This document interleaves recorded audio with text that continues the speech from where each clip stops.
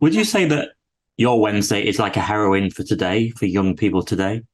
I think a little bit, but I think she always has and always will be. I think she's a really strong character, and I think everyone relates to her, which is a really powerful quality to possess, especially in a comedic character. She must be great fun to play.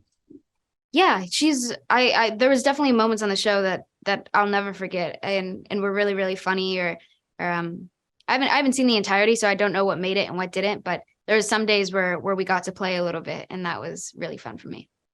Because how do you manage to stay so still and deadpan when it's so many funny lines and so many funny scenes?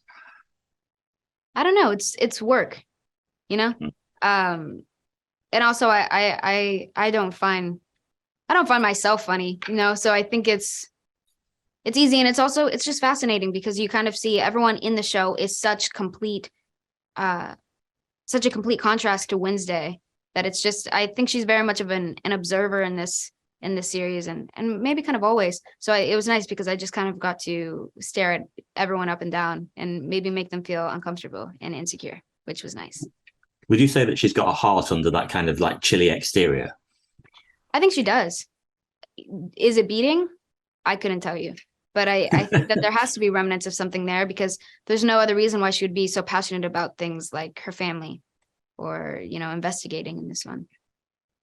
And how was it kind of about acting opposite Christina Ricci, considering that she'd played Wednesday iconically before you? It was really interesting. It definitely was a bit nerve-wracking at first, especially, you don't want to feel like you're doing like the knockoff version of her performance right in front of her, and you want to make it clear that your character is your own, and I think we approached it in a really cool manner, in terms of we just never spoke about it. We just spoke Mm. about each other and got to know each other, and kind of ignored it, which was a great relief. And I think it was a smart decision. Absolutely. And how about having, Catherine Zeta-Jones as your on-screen mom? How was that? She's such a goofball. She's Is such she a really? goofball. Yeah, I think her humor is underrated. She was really, really fun to work with. She was like the life of the party when she came on set, and very, very respectful. And obviously she's immensely talented. So it was cool to have that opportunity with her. And yeah, Catherine Zeta-Jones was my mom for 8 months. It was pretty interesting. And you're also being directed by the legendary Tim Burton. What was that like? Were you kind of in awe of him, or did he put you at ease? Yeah, he was he put me at ease. He was one of those he was definitely one of my rocks on that set, in terms of when he hires an actor, he completely trusts them. He always asks for my opinion. And he knew that I grew to become very protective of the character, because I did not want her to become like every other teenage girl. And it's hard when you have things like boys pursuing her, and her going to school dances, and just being in that teen adult and or young adult environment.